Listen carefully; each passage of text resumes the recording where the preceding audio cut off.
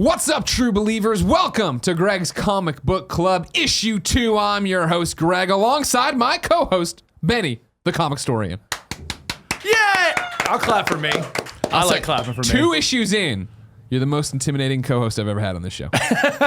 Don't worry, I secretly actually don't read any comics. Oh. I just read wikis. Fake comic geek, fake comic boy, fake comic boy. Everything's on the wikis. I just go to the Wikipedia. Why even look at the art? You don't need to anymore. Why read them at this point? I'm super stoked to have you on, Benny. I'm super stoked you invited me. Not only we worked together at RTX real briefly on a panel that I was on, I was late to, and then had to run away from right away. You showed up, said hi, talked for I was like, the whole Batman hour. v Superman's great, run away. See you later. That's basically it. But your content, Kevin and I were talking about this. Your content is actually content we consume as comic fans. Like, we actually watch your stuff and your recaps and everything else. You do great stuff. If somebody doesn't know you, though, what is the elevator pitch for who you are and what you do?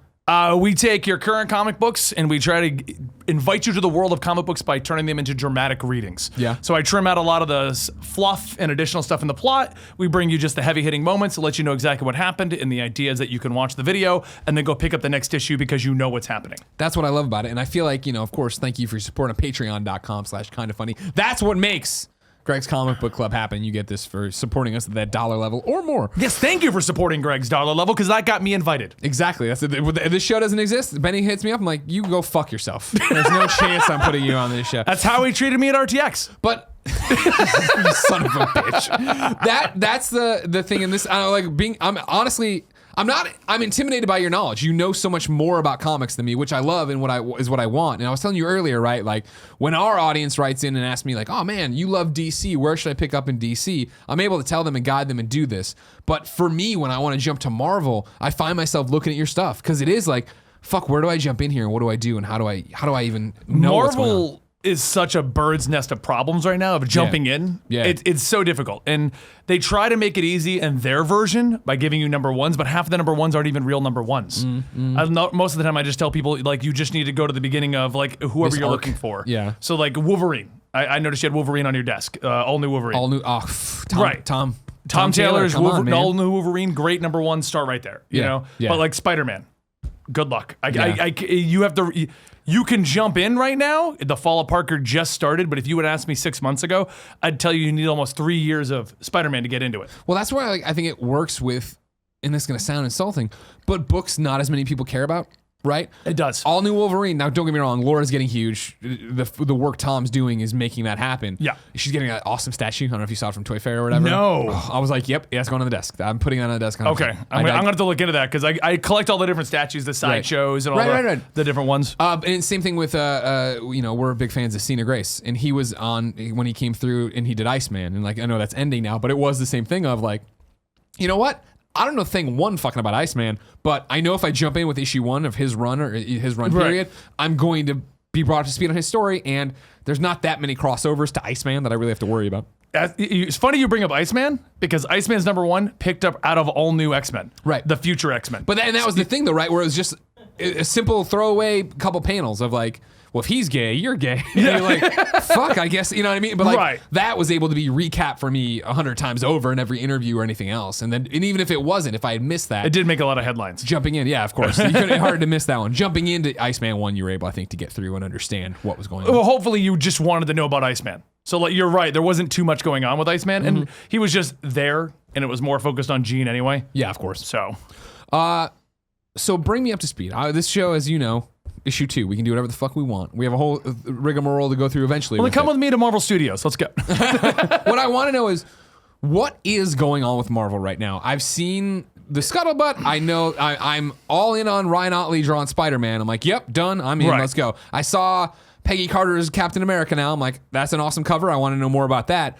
But are they rebooting I don't know what's going on with restarting? that. They're not rebooting. They're relaunching again. Okay. So recently, Marvel's had a bit of an issue with sales. They've been putting out way too many comics. My personal opinions is that Marvel's just putting out too many comics, and they're trying too many things at once. So you just can't get them. You can't consume it all at one time. Sure. And the problem I find with Marvel is that every time you finally get into something, you're starting to enjoy something, they end it with an event.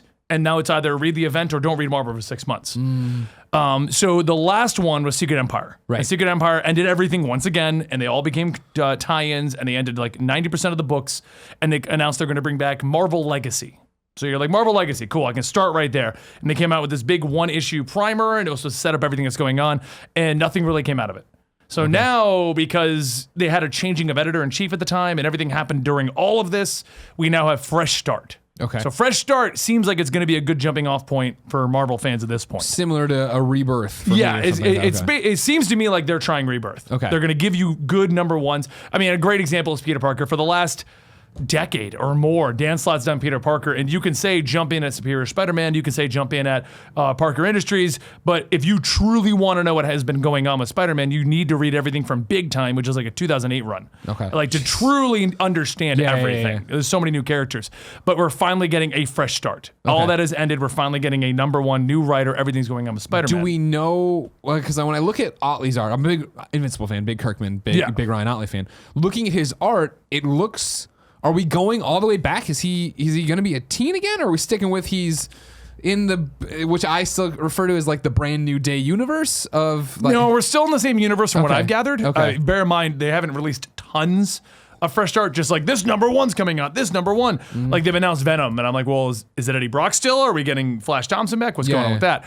But Spider-Man right now, if you've been following the recent run, he's back to working at the newspaper. He's back to doing everything Parker he was. Industries is over, right? It's gone. Which was a huge turnoff, I know, to Tim and even me, where it was like, I recently jumped back in when they did Peter Parker Spectacular. Yeah. When I was like, oh, issue 1, and I'm behind, but I read a bunch of them, and I was like, oh, this is what I like. And like, he's having this funny conversation with Johnny Storm, and he's going on a date dressed as Spider-Man. I'm like, this is actually really funny and good. And Tim's like, yeah, the slot stuff isn't that right now. Yeah. Now he's Iron Man, and he's got a team. And I was like, really? And I picked it up, I'm like, sure as shit, yeah, I don't want to read this. This isn't what I want. I was enjoying it only because I'd been reading everything up to that, so it was kind of like a change of pace. Sure. And I knew in the world of comics, this is going to last, what, like a year? Yeah. And Superior did that. Everyone freaked out about Superior, and it was like a year and a half. Yeah. But no, Spectacular is so much better. It's just the idea of just back to the grassroots. The Parker Spider-Man. look, yeah.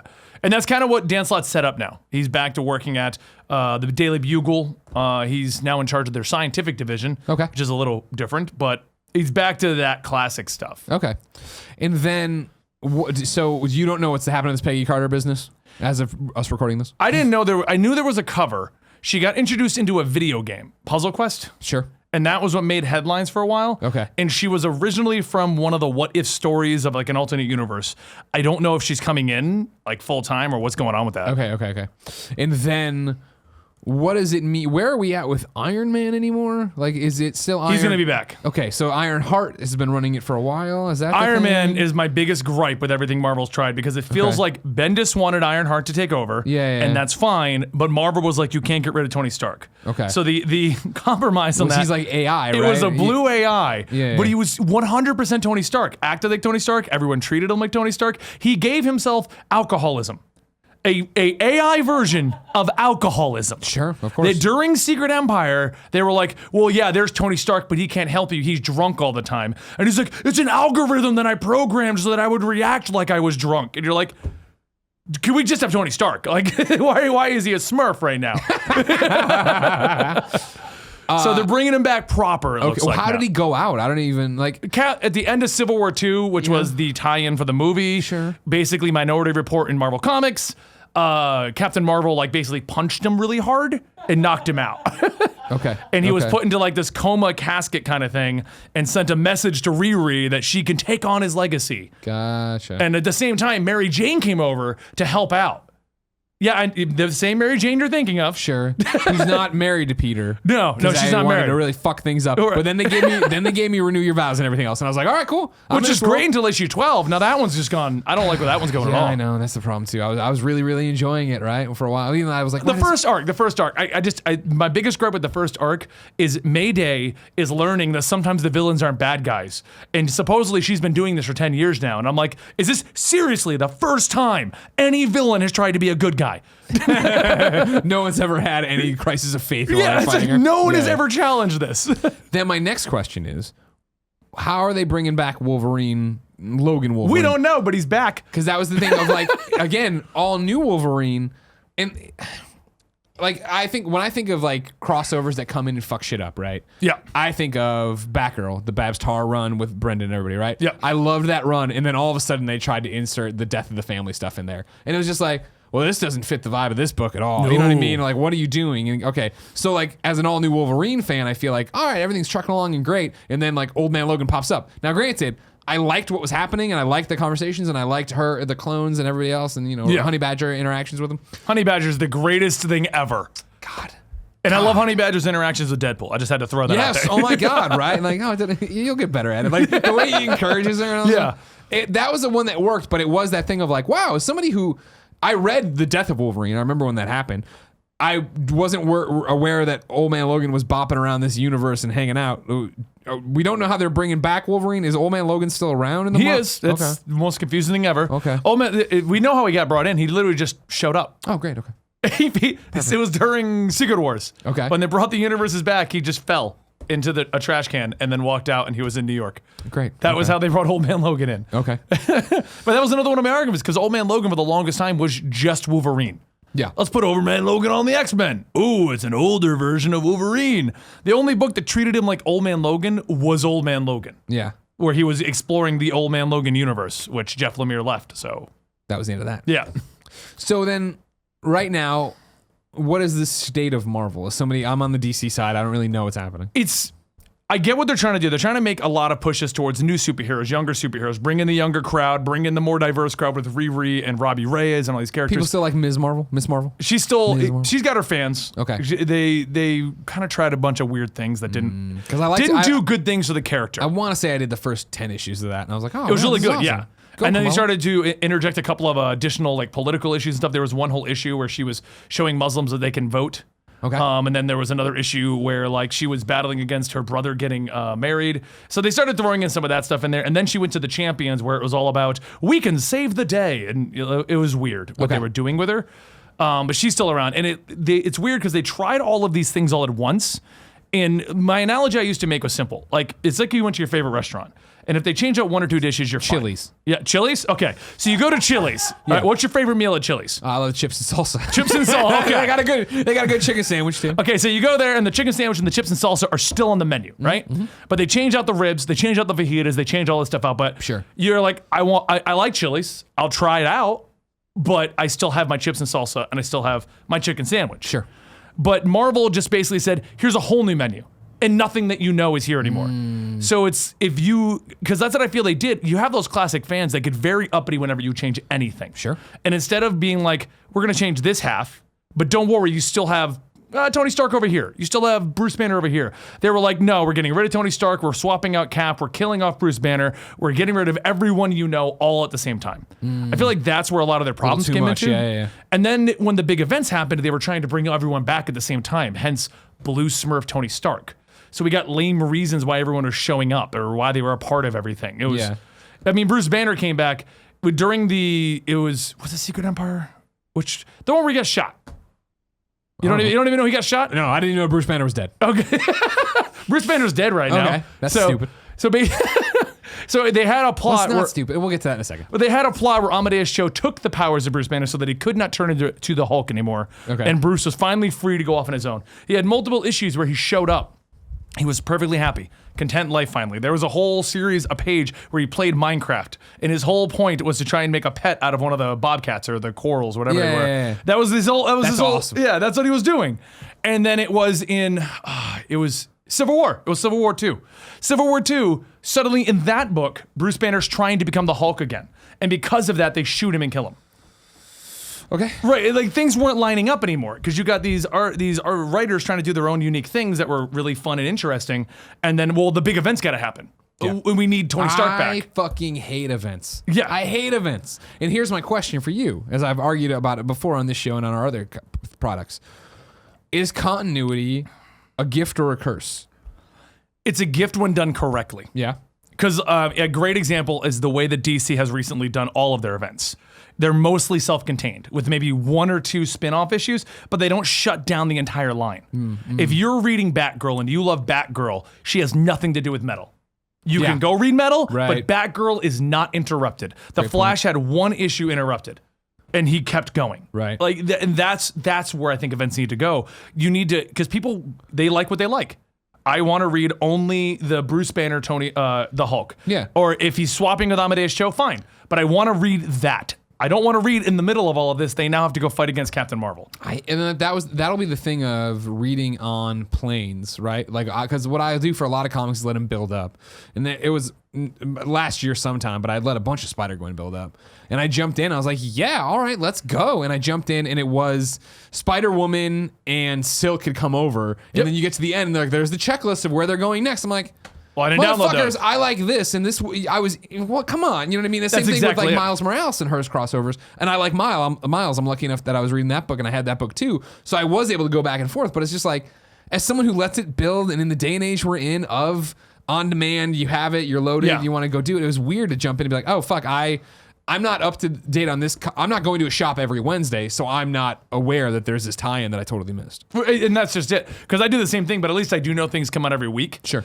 But I let them build. I'm like, oh, I have a trip coming up in 3 weeks, so let me just read the important ones, and I have a 4-hour flight. The best time to read everything else. Yeah. And that's the problem, I think, with the day and age we're in. The giant crossover events don't help. Right. You just anger people who don't know what's going on, or they're letting it build, or they're waiting for trades, or they're doing something along those lines. You can't read all of that stuff. Yeah. Secret Empire had so much information revealed in the spin-offs.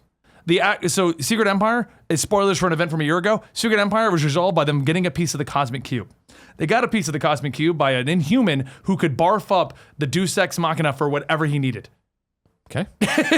But that happened in a spin-off. So in the main book, they just had it. No, not a fan of that. That's what I'm saying. So the main plot, if you're like, okay, I'm going to read Secret Empire, Secret Empire, I get them all mixed up now. Secret Empire, I'm going to read Secret Empire, and where did this come from? It was like a brief mention that we got the Cosmic Cube.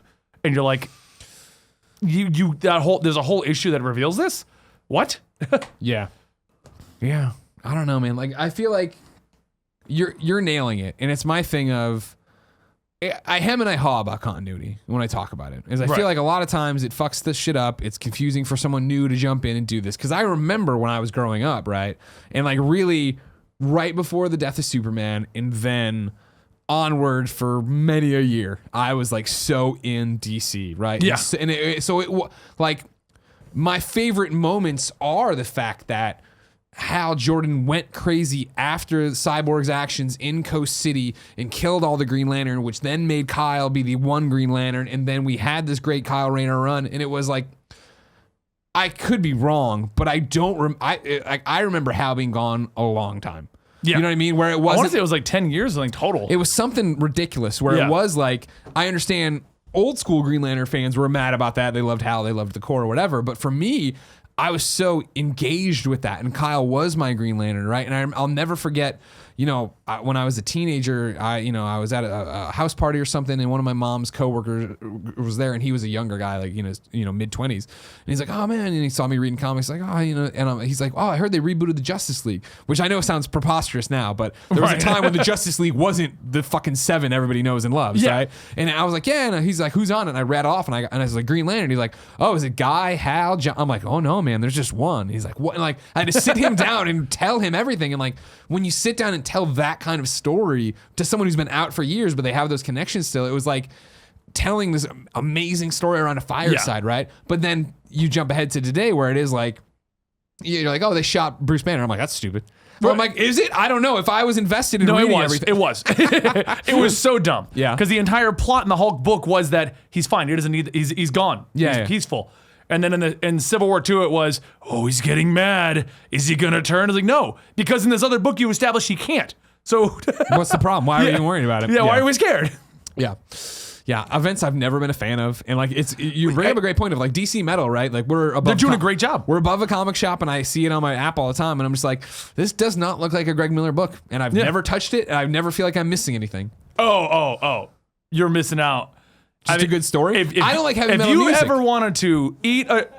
You what? I don't like heavy metal music, so I feel like it's not for me. Yeah, well, okay. You got to play a heavy metal soundtrack in the background as you read this one, okay? But it's first off, what I love about it is there are some tie-ins, but they're treating it properly. Every week, there's at no more than 2 things related to metal coming out. Okay. So you never get overloaded. And if it goes into another book, it's a single issue, and they move right back to the main storyline. So it's not 5 issues of the metal tie-in, which is another great thing because I love that. Because if like Flash is, I use that as an example. It interrupted the story. but it interrupted the story for one issue, and 2 weeks later we were back on track. Nice. So you weren't out of place. It was like having a TV show crossover. Same way I thought Batman and Flash handled the button really well. Exactly. Where it was like, oh man, like I'm gonna cross over to Flash for this one book. Yeah. And I'm done. And then go back to Batman. And then go back to Flash. Yeah. It was But great. Metal. So take your favorite illegal drug, and then throw mushrooms on a pizza, the wrong kind of mushrooms, and drop a whole tab of acid. Okay. To do all that, listen to heavy metal music, that is DC Metal. So what is it even about? No one's even pitched me. I just see crazy gothic looking people. You know Batman's curious, right? I know what? Batman's curious. He always has to have the answers to everything. I do know that. I was like, yeah. I think he said curious. I'm like, is that an elven word? I don't know. What is Batman? Batman is secretly elven, and he's got the one true ring. Okay. No, so his curiosity finally gets the better of him. Yeah. He's discovered there's something called the dark multiverse. Okay. And he needs to know what's in it. And people are telling him, do not mess with this. Do not mess with this. Well, it's Batman. I need to know what's in the dark multiverse. And he goes into the dark multiverse. And what he did was he opened up the door for 7 evil Batmen and this like god. It's Barbados. I call him Barbados because it's just funnier. That's funny. Yeah. Okay. But he comes through and his goal is to conquer the good multiverse and sink it into darkness. Okay. And all because Batman wanted to look into this whole event happens. Sure. We've got scenes like, because they give you the origins of all the evil Batmen. One of the evil Batmen is a merge between Batman and the Flash. And they basically, and Batman takes the Flash, straps him to the hood of the Batmobile, starts driving it like Mach whatever so that he can break into the Speed Force with Barry Allen just being like, no! And it merges them. Oh, wow. Okay. Yeah, and that's there's cool. another That's version that like shoots himself up with the Doomsday virus to kill Superman in his world. All right, you just sold me on this. Yeah. All right. Good. This all sounds great. And these Batmen come to the main universe and they've got a full plan in motion. This isn't like we're going to come here and see what we can do. They have everything planned. They've been watching the main universe. So is this happening in continuity? Yes. Okay. It's a little weird though, because due to the crossover issues, we can see where it takes place. So it'll be like, if you like Flash, if you're reading Flash up to this point, Dark Metal, DC Metal hasn't happened. This is where it happens. And then after that is this next story arc. Okay. So it's a little wonky, but it is happening in continuity. And now the new Age of Heroes is starting and it's coming out of that. Yeah, this is the thing I keep seeing advertised at the end of the books. Yes. Where like, you loved Rebirth, you loved Metal, and now we're doing this. And it's all these, there's a Rockman and there's a couple of like it's basically DC. I swear they sat down and said, okay, these 4 superheroes, they're unique. We're going to take them. There's a guy named Sideways. He has the ability to open up portals and go anywhere. And he has super strength. I mean, because everyone has super strength. Why not? Yeah. You need it. Yeah. So he seems kind of unique, but it's almost like they also said, okay, in these 4, what is Marvel missing right now? So we have like Red Hulk. There's a soldier that can Hulk out, and the Hulk's another voice in his head, and they talk back and forth and everything like that. And we have like a top secret agent girl who's running around.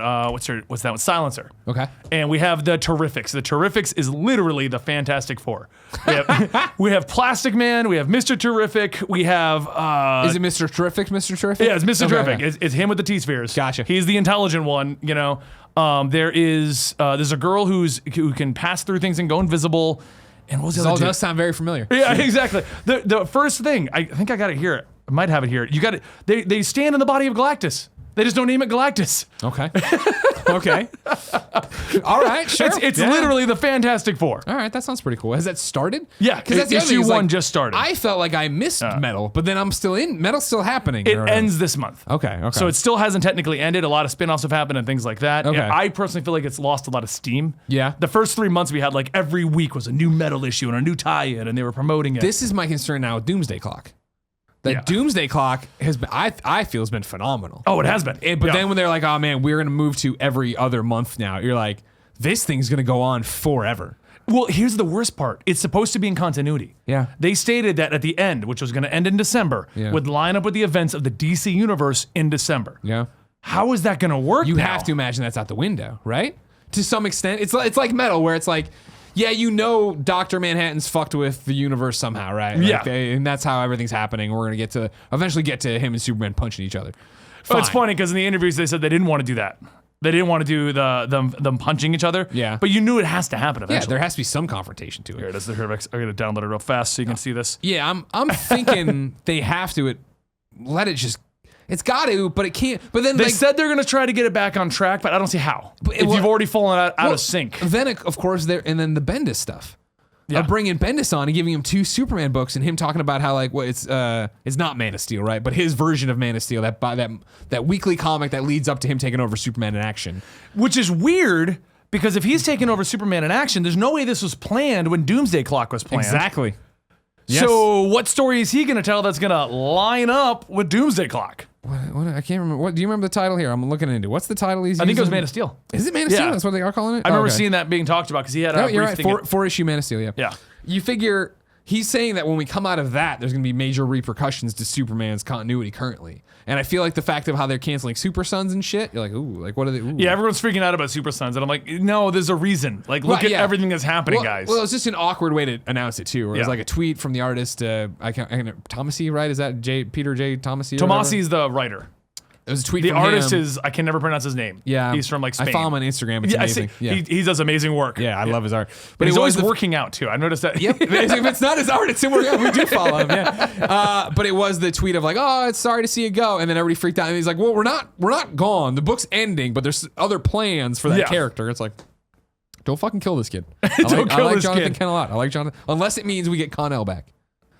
Well, no. Do you want Con-El or Connor? I want Connor back. Well, Con-El's Connor. No, they're not. They're different people. No, you're right. They're one and the same? Yeah, remember Superman gave him that name. Well, yeah, no. So in the New 52, Con-El... No. We don't talk about New 52. We're talking about Connor Kent, Superboy the No, there's a New 52 named Con-El. I'm aware. We're not talking about him. He's dead. He's dead, thank God. Just be done with him. Wait, did he die officially? I think so. Well, now there's like no recollection of a Superboy outside of Jonathan Kent. Even though now you have fucking Tim Drake from Jeff Johns' Titans run showing back up. Remember this? You've been following this in the Batman Super Sons crossover. That was actually really good. Or Super Sons of Tomorrow. Detective Comics. Yeah. And we had that Connor show. And then we did have and Connor's show. In Injustice right now. Yeah.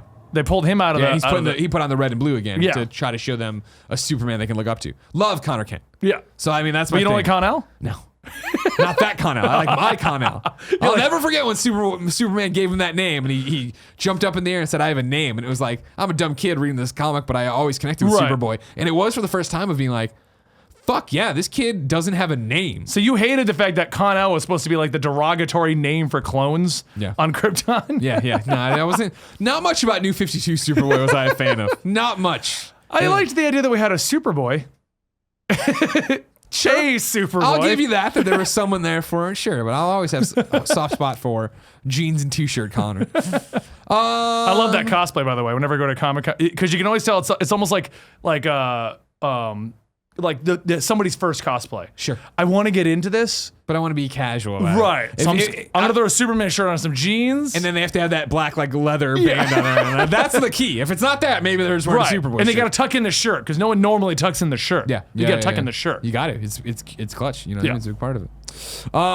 What's the best thing you read this year or this month? What's the best thing you read this month? year? Sorry. Well, it's 2018. That counts. This is your first time popping up. Right. 2018. Okay. Gwenpool. It's. I haven't picked it up yet. There's tons of amazing books out there. There are. Yeah. But Gwenpool has just like cemented it's over. It ended. Oh, it is? And that's why. How many issues was it? 25. Oh, okay. So the concept of Gwenpool is it's the ultra meta. You don't mind if I spoil it for you? No, please go. So this is something on issue 1 we addressed where kids were like, oh man, I want you to talk about comics but not spoiling. I'm like, it's not really how it works. And for me, honestly, like even when I like last week month on the show, I ran through all of Tom King's Batman to explain why it's been amazing and what this cliffhanger is, and it was like even me telling you the story isn't the same of seeing the story and reading the story. Yeah, that's always been my argument because like on the channel we'll cut out a bunch of panels and stuff, and there'll be the argument of well you're giving away the comic. I'm like no, but like we gave you maybe half the comic. Yeah. If you want to read more, if you didn't, you weren't going to read it anyway. Yeah, exactly. Sorry, Gwenpool. So Gwenpool was a variant cover character that wasn't supposed to exist. But the variant cover was massively successful, and it was just Gwen Stacy in like a costume of every superhero. And Gwenpool was the Deadpool version. Sure. So they brought her into the world of Marvel Comics, and they even acknowledged this in the last issue. It was supposed to be a miniseries. It was supposed to be like a 6-issue, no one cares, wild and crazy Gwenpool. Yeah. The idea is that she is a character named Gwen Poole from the real world who fell into comics. And her power is she has read everything. Okay. So she has the knowledge of every character, and she uses that to her advantage. Okay. And she goes from being a henchman of MODOK, that's where it all starts, and she uses her knowledge of Batroc the Leaper and all these characters to take advantage of everything and become like this crazy character, to try and become a superhero. But midway through the run, we realize she's not a superhero. She's a henchman. Okay. She's not. Everything she tries to do goes wrong. Her friend died. Batroc the Leaper got fired. Everything goes wrong for her. And what we discover is that her power is not knowledge of the comic book universe. Her power is the ability to see past the comic. Okay. So it goes to a weird direction where she meets up with Deadpool. Funny side joke. She finally meets a Deadpool, and they're like, "What's Deadpool's weakness?" And she's like, "I don't read Deadpool. He's just one-off jokes." So, but eventually she gets thrown back into the real world, but it's not the real world. It's a comic book version of the real world. Almost like Inception. Like she went one level deeper into Inception. Yeah. And we discovered the reason why this happened is people from the future came to the past because she's going to become so powerful that no one can stop her. Okay. Once she is aware that everyone is a comic and stuff's treating them like people, she doesn't care about them anymore and becomes a villain. So in her words, like she steals the Fantastic Four's car and just drives it into space. You know, she outs Spider-Man and stuff like that. And the argument of the evil version of her is that the reason she does this is because it's comics and it'll all go back to normal. And she proves her point by killing Miles Morales. Damn. And then the next issue, he gets up. He's like, whoa, what happened? That's awesome. Right. And so it turns into this whole meta thing. And her power is to literally, like, she'll look at the panel and she can see right outside of it. So she can just walk out of the comic. Huh. And it turns into this whole thing of her just basically leaving the comic and using this power to try and become a hero. But then she sees the end of the comic. She sees that she's been canceled. So it turns. Is that what really happened, or is that, it really has happened? And it counts down the issues that are left because now she's like, I don't want to be forgotten as this nobody variant character. I'm trying to make a name for myself. So the first thing that she does is tries to kill Doom. She decides to go kill Doom, but Doom at the moment is he's a superhero. He's in Iron Man's armor. And yeah. So I heard that. But she like fixes him so he's evil so she can kill him and it makes sense because she can do that. She can change the comics around. Sure. And then as the comics get closer, she realizes there's nothing she can do. The comic's just going to end. She's been canceled. And so she starts trying to find a better place for all of her side characters so they have somewhere to exist and things like that. Like a halfway house, she's like relocating these people. That's great. And she's like, well, what's going to happen to the characters that were invented for my series? They're not going to go anywhere now. And she ends up meeting with like a future version of herself who appears in cameos and guest spots and things and tells her that it's going to be okay. But the last issue is just her looking at the future of everything and stepping out of the comics and going in and out of them and saying goodbye to the reader directly because it's the only comic you can do that in. Yeah. She's aware and she's saying directly goodbye. You know, and they acknowledge. That sounds heavy. Yeah, and they acknowledge right there. And what they do at the beginning of the issue, the last issue, is so powerful because the future version of her is like, well, if you're going to say goodbye, here. And she gives her a watch, and it's the page countdown. And so as she's going through the pages, you're seeing the ending getting closer and closer because she's counting the pages down. Yeah. It's incredible. Wow. It's so meta and out there, and for a book that was supposed to be nothing. Yeah. It was supposed to be nothing. It was supposed to be a mini-series. I even looked at the first issue and was like, this is so dumb. Why would you make a comic about a variant character? And now it's like my favorite book. Like, it's so amazing. When did that just come out this month? Or the ending just came out. I gotta pick it up. Yeah, that sounds great. Yeah, 25 issues. That's easy. I can do that. Yeah, well, I would read the whole thing. Oh yeah, of course. Because you got to see her attempts at trying to build herself up. 1,000%. Otherwise, that way it makes more sense. Oh, 100%. Yeah. Similar to things ending, the best thing I read this month, Invincible, number 144, the final one. The final Gwenpool is better. No, I'm gonna kid. I can't believe it's over, dude. Yeah. 15 years of Invincible, of me following this character. I've been there pretty much since the start. Like, and it's insane. I was not there from the start. Not gonna lie. It was about midway through. My brother was telling me because he followed Walking Dead since the beginning. Yeah. And he jumped on right at the beginning. And it was always like, you gotta read this. You gotta read this. It's the greatest book ever. And I was always like, Robert Kirkman. I mean, he'll never have another hit like Walking Dead.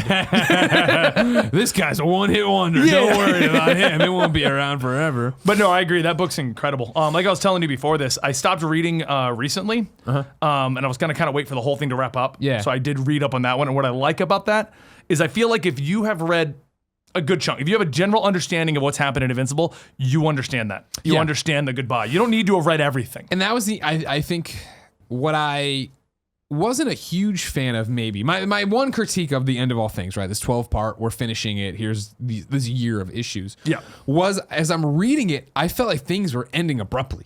Like we had been building to this, that, and the other, and then you'd get to an issue, you're like, that's done. This is how we're solving the robot situation. This is how we're going to do with the Viltrumites. I was like, oh, okay, what are we building to? Why are these things that I feel like I've been waiting to end going so quickly?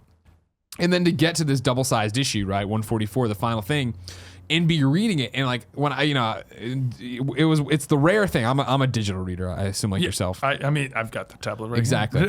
And so when I woke up, February 14th, Valentine's Day, I was like, oh, it's Valentine's Day. Happy Valentine's Day, baby. And then it was, oh, that means Invincible's here today. And I downloaded it right away, but then didn't get a chance to read in the morning. And I came in and I walked right to the comic shop and bought an issue for myself, Kevin, and Tim, because we're such Invincible fans. Right. I put it on their desks.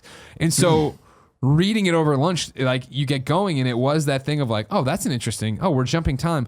Wait, are they doing what I think they're doing? Like, I didn't want a page ahead. And then as you get going, it's like, yeah, we're jumping so far ahead in Marky's life, in Tara's life, like even this spread right here, right? Of like watching Tara go from this little girl to this full grown woman who's going off on her own. Yeah. I loved the way they did that, but because it's almost like you get this, I mean, this whole thing could have been another 150 issues. And that's the thing. You see where you get to jump in and see, like when Angstrom Levy's daughter son pops out of the thing. I can't remember which. And it's like, oh, and I'm like, holy shit, I would have loved to have seen that 18 issue arc or whatever. When his son shows up and meets up with them, it's like, you went to her. You didn't give me the life I wanted. And exactly. You're like, I wanted to see the life that you deserved. Yeah. And it is that. And that's just the brilliance of it. Of at first, even as it was happening, I was like, oh, it's moving so fast. I wanted to see these. But then it was like, what a great way for Kirkman to say goodbye to the reader and show glimpses of things that were in his head, flashes of stories that were in his head, right? So which leads me to ask you this question. Yeah. Because this shows the stories that we could have gotten. Yeah. Why do you think it ended?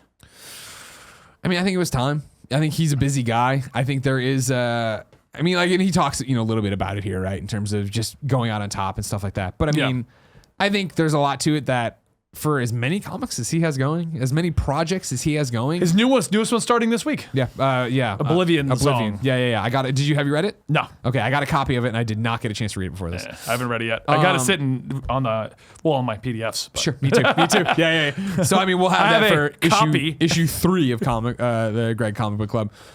But I wanted to give this, I think, a little bit more time probably too. It's just the fact that I think he wants to do something different, which isn't bad. You know what I mean? Yeah. Like, and I think this is a great way of like, here's all the cool things I would have wanted to do and how they would have looked. And the fight, right? Like, and the fact that even in these flashes, they're setting up little things that pay off in this issue. Yeah. Right? Of like, you see him being abandoned and him becoming Kid Invincible and clearly wanting to follow in his footsteps. And maybe I'll be invincible one day, but I'm not ready for that yet. And like out there talking to the stars as if he's talking to his son. And even the little stuff of like, Tara's pad being broken and like them having like the, pages apart, the conversation about the broken tablet that Marky broke that he didn't mean to, but he did. And then it's like I said, even though it says 12 of 12, it's like, I feel like this is by itself. It could have just been the finale. Yeah, 100%. But then even that last page, right? I was just like, it was during our big fight. He looked down at me and said, what will you have after 500 years? Like, such a great callback to something that I wasn't even fully prepared for. Like, you know what I mean? Like, I meant to go through and reread everything, but then I, of course, forgot about my life. And that got in the way of me going back and reading all 143 issues leading up to this. But I remember that fight with it. I wanted to do the same thing. I was kind of like, oh, I'll do that. But the problem I have whenever I try to do that, it's always like, all right, I'll read 1, 2. Oh, then I got to read this week's books. And yeah. There's always something, right? Yeah. That's the big problem about it. Yeah. Kevin, you want to jump on the mic? What did you think? You're a huge Invincible fan. How did you feel about the ending? I loved it. It felt a little rushed, but at the same time, like, those 12 issues got to the conclusions that they needed to. Yeah. Like, each one could have had 10 more issues, but I thought, and then the way it all tied together at the end, I thought was beautiful. It, like, that last thing he says where it's like, oh, man, that's right. Your dad did say that. And he didn't understand the scope of what you could make happen. Yeah. And, like, look what you did. Let alone the fact of, like, the way fate gave Mark what he wanted and the fact that, like, Eve can't die. Oh, you know what I mean? Like, that was... When I turned the issue to see that, and, like, they're all there, prepared, to say goodbye, and she dies, like, I was like, fuck, I guess this is what's going to happen. Yeah. And then she comes back, and it's just like, perfect. Like, good. Yeah. This whole series could have ended so sadly. Yeah. Well, and that's what I love about Kirkman's letter column right afterwards, where he's like, don't know if you expected it, right, to end that way. Because it is, I expected more bloodshed, more anger, Mark maybe going to the dark side, which you kind of get hints of in there, right? Like I definitely, Kevin and I talked about it. I feel like you see that in there, right? Of like, yeah, when he like, there's a great line between him and Tara about him catching her with this boy, but saying that he's beneath you. And it's like, that doesn't sound like a Mark line. That's a weird fucking thing to say, but you figure sounds like the ruler of the aliens, though. Exactly. This guy, maybe his father. A little bit of his dad in there, right? Leading this Viltrumite army, and hopefully it looks like coming back from that at the end. But even going and fighting Alan or whatever, and going against the coalition, it's a good thing in the end, right? But I think like in these final frames, right, of like when I'm showing to the page, or when the alien world guy, right, where Tara's on the planet. I love that guy. Yeah. That guy was great. He's like, my champion lost, and he's going to try to you're all that strong. Holy crap. And like, and Mark's like, it's the Viltrumite way. Like they've learned that they're not going to be assholes. They're not going to try to do this. And even for him, that's a constant ongoing struggle. And so, it was I was super sad when they announced it, obviously, because I love the book so much and look forward to the book, but it's a great ending. And it is not what I expected. I like that it ends on a smile. I like that it ends with him as a happy family. I like that it ends with him in some way making peace with Kid Invincible. But it's one of, and it's like it's sad to see it go, but I'm glad it ended the way it did. I'd much rather it end here than Kirkman be like, you know what? It's time to pass the torch to a new writer or something. You can't do that. Or he stays around too long and the book isn't as good as it used to be, or gets diluted, or I feel like they're doing the same thing over and over again. I mean, it's kind of what the problem with The Walking Dead is to an extent. It's had its moments where you're like, didn't we do this like 3 years ago? Walking Dead, and this is something I want to talk to. We're getting to the pull list a bit now. Yeah, right? Well, real quick, I did want to show you this. There's Galactus and the Terrifics.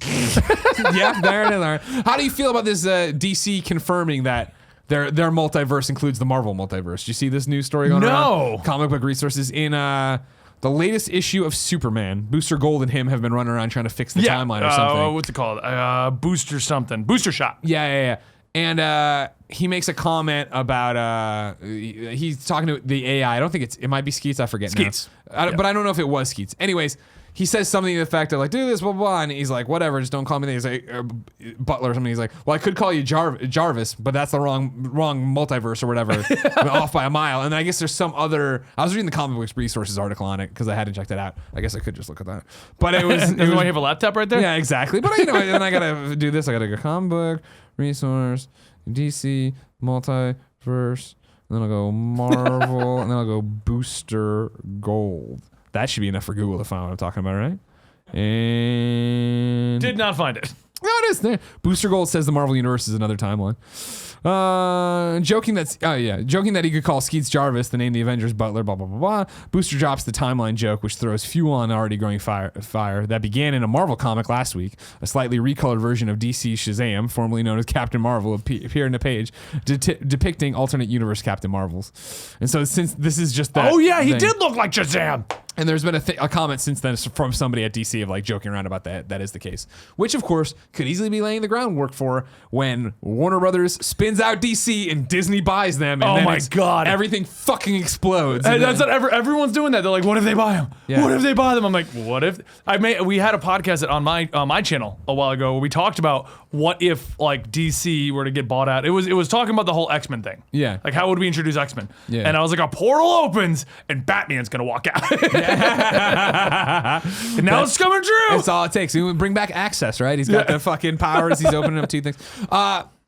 You're talking about Walking Dead being too samey, or like, is this? It gets repetitive to me. No, you're not wrong. Yeah. And I'm a huge Walking Dead fan. Tim's a huge Walking Dead fan. On my pull list, which is the things I've read that are noteworthy, I think Walking Dead 176. Yes. Which I feel like is them getting back on track with a story I'm really in for. No, I agree. Because Whisperer's War, I was reading through Whisperer's, and halfway through it, I'm like, we kind of just did this.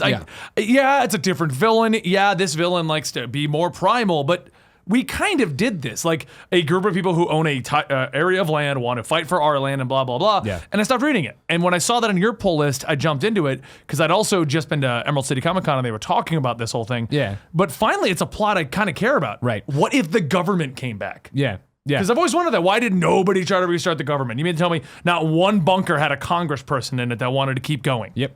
And for me, it's the more of the personal connection to Michonne and her daughter. Yes. And the fact that they didn't, like, that was the cliffhanger for 175, and then 176 answers it on another cliffhanger. But hey, I feel like they're all going to be about Michonne and her daughter. Which it should be, because hey, let's double, like, really what I really feel needs to happen is there needs to be a culling. Because the problem I have with Walking Dead is, it's one of those books that I should let stack and read in giant gulps, but instead I do read it, and it always is like, you're not one of the original. You're not even not the original. A lot of them are dead. You're not like most of the originals are no longer. You're with not us. a core character. Yeah. Right. So it's like, who are you, and like, what is your relationship? And I have that problem in Game of Thrones. Oh yeah, 100%. No, totally. What is this guy's name? And so it is very much like, okay, cool. Like right now, make a story about Michonne, and the whole Rick and Andrea stuff was really fascinating. Yeah. And I love what they're doing with Carl, and even Eugene, of like being a weird, dirty shitbag person for so long, but like having the radio and now seeing the payoffs of that and introducing a cool character there, introducing that weird character they met along the way who's been alone forever. It's like, I like this. Keep it small. Please don't start growing again to where I'm like, who the fuck are you? And like bringing back characters that were from, like, I'm like, you're important, but I don't remember why really. And Negan's great. It's like, let's just keep it that way. Yeah. Keep it a small group and tell me those stories rather than try to tell everything. The whole city stories. Because that was, Hilltop, and I always think Hilltop first, but all the different Kingdom. Yeah, Exactly. I mean, you had that on your list, so I jumped back into the part one. I started up, and what I liked about this is I feel like it's a great jumping on point. Like almost like they knew they had lost quite a few people by being a little repetitive. Yeah. So, because even that new character, I didn't know who she was. I didn't get that because that didn't. Apparently, she came after I stopped reading it. Yeah, but she's only been around for like maybe 3 issues. Okay, so but they explained it. Is what I mean. Like who are you? Oh, I jumped in with them randomly. Do they know you? Not really. I've been around for only a couple days. You know, and you're like, oh, okay. Cool. I know. I who don't this feel like I'm character- far behind. Yeah, Yeah, I don't feel like I'm out of the loop on this whole thing. Yeah, and that's what I think it needs is just some new action, like you're saying, new questions where it wasn't like another group of bad guys we're gonna fight and like get into this weird thing where we're gonna lose people and blah blah. No, we're gonna lose one of the colonies, and then we're gonna fight about it, and then Rick's gonna get angry, and Yeah. Then on mine also Batman 40 and Batman 41.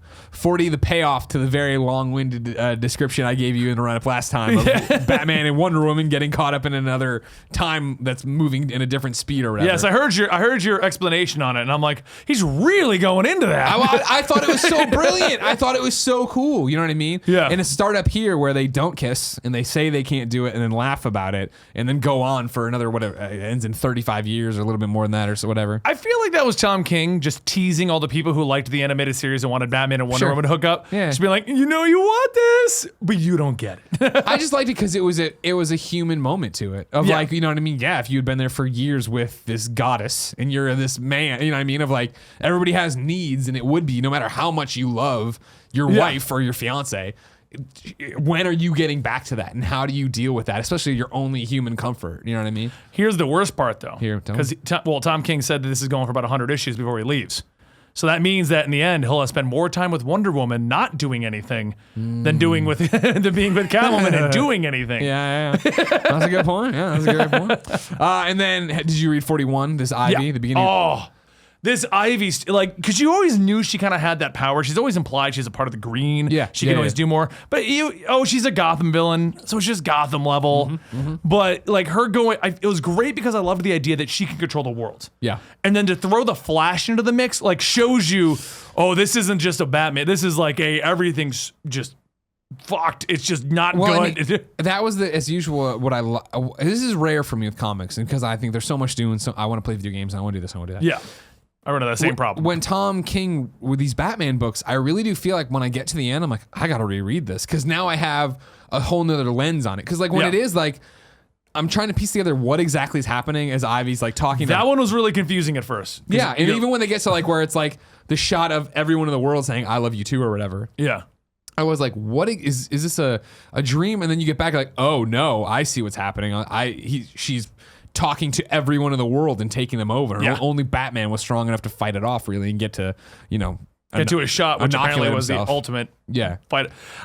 Talk about a guy who's got way too much prep time. Yeah. All right, so here's the cure in case Poison Ivy ever takes over the world. Yeah. Poison Ivy ever does this, open that. Yeah, there's just fucking a million things. Poison everywhere. Ivy takes over the world case. Smash the case. But that Flash business, dude. When he goes to punch Alfred when Alfred's possessed, and like he fucking knocks out the Flash because she brought him in to take the blow. That was hilarious. Oh my God. But I think it showed the scales. Yeah. Like, it's not just the world, and this isn't just going to be a Batman and Gotham story, and you're going to be like, well, where was everyone else? That's one thing I've really enjoyed that Tom King's done. Yeah. He's always answered the where is the League? Yeah. All the way back at the beginning, I Am Gotham, when he's crashing the plane in the very first issue, and they're like, did you call the League? No, the lanterns are off world, and Superman's not answering. That's all you got to say, but it answers the question. Where is the League? Yeah. No, and it's back to what we were talking about earlier with continuity. I love that this is happening in this book, and you can just read this book and be great. And yeah, granted, like this is a multi-part issue or arc, but I don't have to worry about a crossover. Nope. I don't have to worry about this. I'm just getting the stories I want and the writing I want and the Batman Catwoman relationship I want. Like as usual, that book continues to be. Well, amazing. that's what DC's done such a good job of. Their stories just stay mostly contained. Yeah. They don't do that many big story arcs or big events or things that are going to cross over 1,000 issues. Yeah. That's why I like about DC. Like a lot of people say, oh, you read more DC than Marvel. It's like, I read what I'm enjoying, and I enjoy not having to go buy 20 issues to know what's happening. Yeah, 100%. Yeah, I like the idea that I can download a whole bunch and go through it. Right? Yeah. Like I know I need a Red Hood and the Outlaws or whatever. Like I mean, that's why Image books and indie books and all them do well, because you're like, I'm just reading a self-contained story. Right. And that's why, like, when Invincible Universe started up, right, and like things are spinning, I was like, oh, I don't like this. Like, just keep it all here. I want to be able to just read Invincible throughout the years. I was just talking to about Animosity. Yeah. Which is a story where the Tim's animals a have big taken fan. over the world. Yeah. And we were just talking about that, and they're doing all these spinoffs, and I'm like, I'm not reading spinoffs because I just want to read the story. Yeah. I get that you think you can make 4 spinoffs. Just give me the story. I just want the main plot. On my list too, then Saga and Paper Girls. Saga 49, Paper Girls 21. These are 2 books that, for real, I've just got to stop reading piecemeal. Piecemeal. Okay. I was like, why is it on your pull list? I love them. I love them, and they're amazing, but it's just so disjointed. Jumping back in and out of them, I'm just like, wait, what was happening? And like, Paper Girls is as interesting as ever, but it still is. You read it? I don't read Paper Girls at all. Okay. Saga, I've read the first, I want to say up to the 2nd volume, probably just the 1st volume. Okay. But when he did the first hiatus, I stopped reading. And I that's never got back into it then because it's the same deal. I started getting singles. Yeah. And it was like, I can't do this. And then I forgot to get the volumes. And that was the thing is people told me to read Saga forever, and I think I read the first 2 trades back to back, and I was like, awesome, I'm in month to month. And then I got 1 issue, and then it was a break, and then it was like, oh, geez. So it's like, it's still fantastic, and I still love those characters, but I jump back in, and I'm like, wait, where did we leave off, and who are you? Exactly. That's the problem I run into with that. Yeah. I get you want to take a hiatus, but if you're just encouraging me to get trades. Yeah. And if you want me to buy singles, well, that's not the way to do it. Is there anything else stand out for your pull list before we get to required reading? I mean, I got a whole bunch on here. Tell me some stuff that you love. Let me scroll down here. Oh, have you read Milk Wars? Issue 1 I started up with because like, oh yeah, like it's a Superman weird Doom Patrol crossover. It didn't click for me. Oh God, it's so weird. Yeah, it's super weird. They try to like advertiser friendly the entire DC universe, 1950s. But like, so you did this. You just did the first one where they kind of set the stage for everything. Yeah. Okay. So the second issue is Bruce Wayne is a priest who's training altar boys to become Robins. Nice. Father Bruce. Okay. So that's that whole plot, and you're just like, oh, Father Bruce giving everyone the milk, you know. And then the third issue was Wonder Wife. Wonder Woman is your 1950s housewife with her golden vacuum trying to sell Bupperware. Oh my God. Oh my God.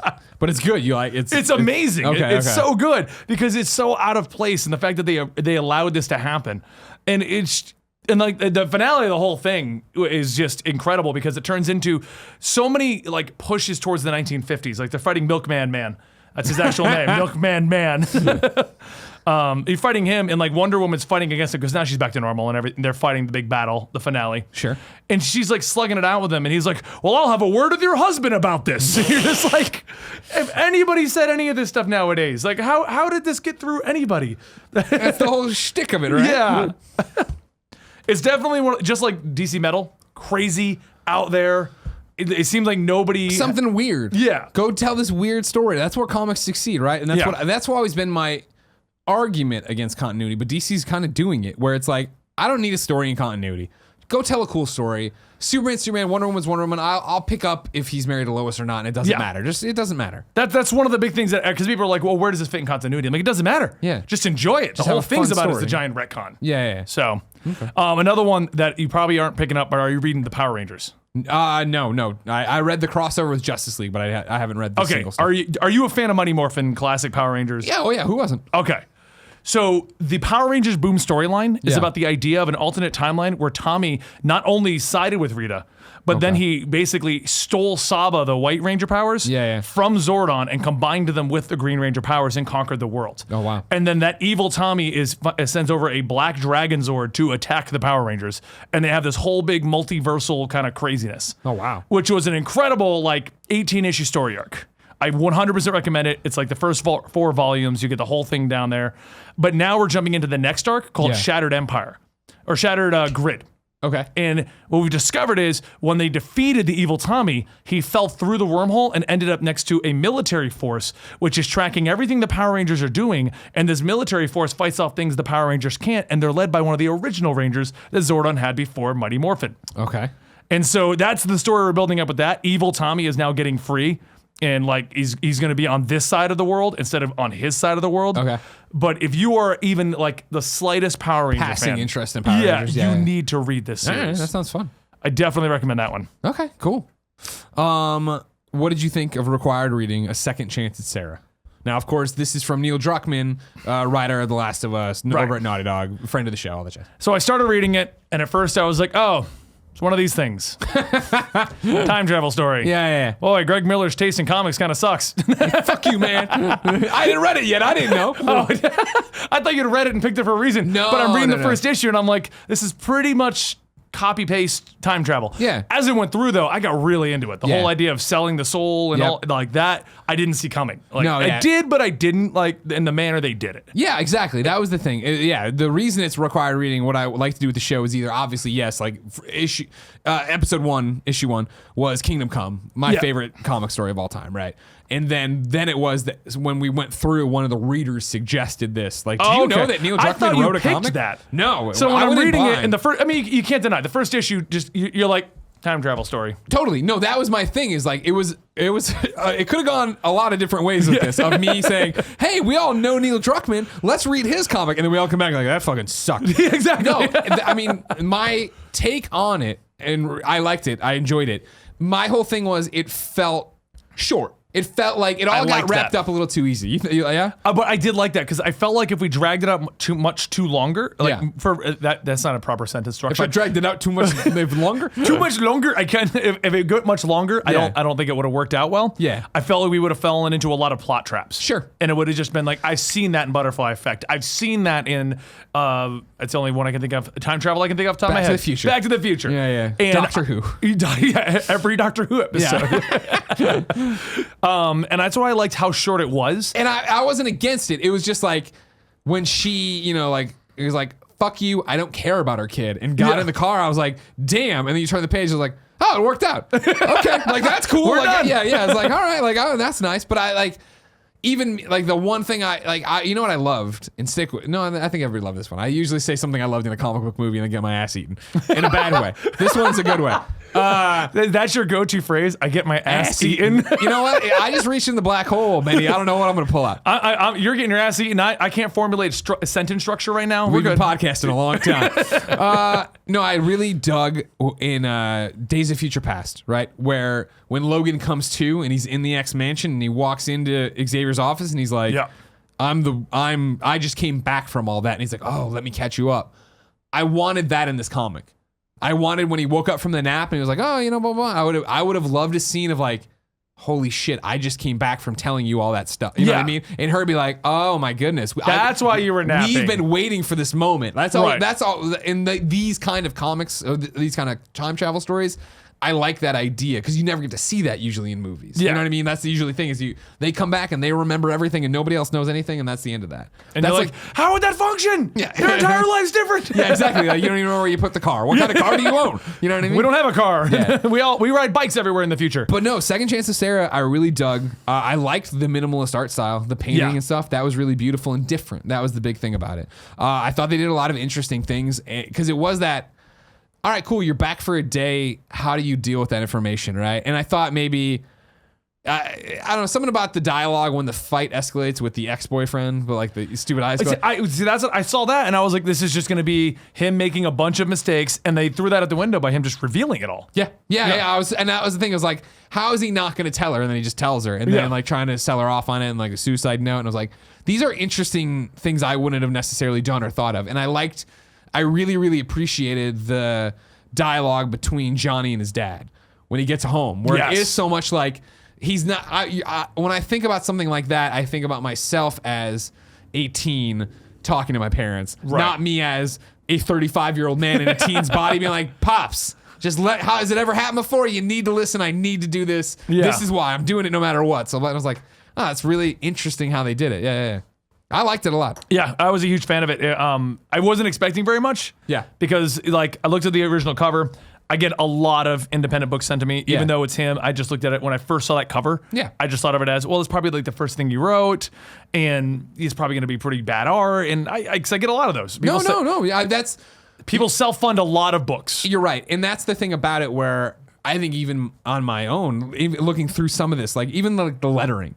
Yeah. The lettering doesn't look like a AAA comic. No. And I don't mean that to be like fuck indie comics, fuck little comics, but it is that, to your point. I get a lot of people sending me comics all the time. They're like, "Oh man, this is cool." It's not something I'd expect to see this, that, and see, like, just at a glance, I can see where you look through this and be like, "Oh, it's somewhere mid-tier. It's not a real comic, quote unquote." And that sounds such an asshole thing to say. It does sound like that, but I mean, if you've been reading enough comics, you can kind of tell the difference between anybody can make a comic. You go to Kickstarter, there's tons of them. And some of the art's not the greatest. Some of the art's people that found stuff on DeviantArt. Some AAA titles are people that got found on DeviantArt. Yeah. I was just tweeting about a Tomb Raider one that looks like it's just cruddy art. Like they didn't know what they were doing. And so that's what I was kind of expecting here. I'm like, not expecting much because it's not published by Image, at least from what we can see on the cover or anything. I just kind of bought it and didn't see who made it. But it's not published like that. It's not a big tier title. It's not. I've never heard of it. Yeah, that was the bigger thing for me. The fact that I feel like I'm famous for PlayStation, and I know Neil so well, and I went to dinner with Neil at Dice Wars. I'm like, "Motherfucker, why didn't you tell me you wrote a comic?" Right? And he went through the whole like, "Oh, it was like during Uncharted 2 times that this happened," and there was something with it. Yeah, I think it was originally Dark Horse. And then they got bought by or the rights got bought, and then it got republished. So it's been moved around a lot, kind of a thing. Yeah, moved around once for sure, and so it was just this thing that like slipped by me completely, and then not to hear it, and then have an audience member suggest it. Thank you as always.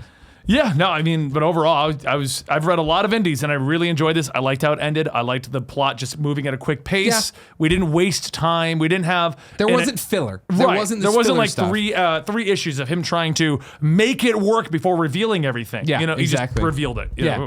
No, it was a story to tell, and that's my thing where I felt like I could have gone for more, which is probably the way it should end. Yeah, I know. I wasn't would there have like, thank God, ending. it fucking ended. Even a page. By the way, Johnny, here's what happened in the last 10 years of your life. Yeah. Let me recap everything. Let's kick it over, ladies and gentlemen, to you. Remember, on patreon.com/kindafunny, you can get this show for just $1. If you want to go that extra mile, though, and support us at the $15 level, which, of course, gets you enter the giveaways on the Kinda Funny Morning Show. It gets you the MP3. It gets you the early GOG video. It gets you everything early. It does all this cool stuff. You can ask questions, be part of the show, leave your reviews, as I encourage all of you to do. Jericho left this review. Stories by Neil Druckmann are always something so fantastic. A second chance at Sarah's little story kept me going until I finished it in one session. My thoughts on the first 2 chapters were, "Oh, I know this kind of story. Let's get this over with."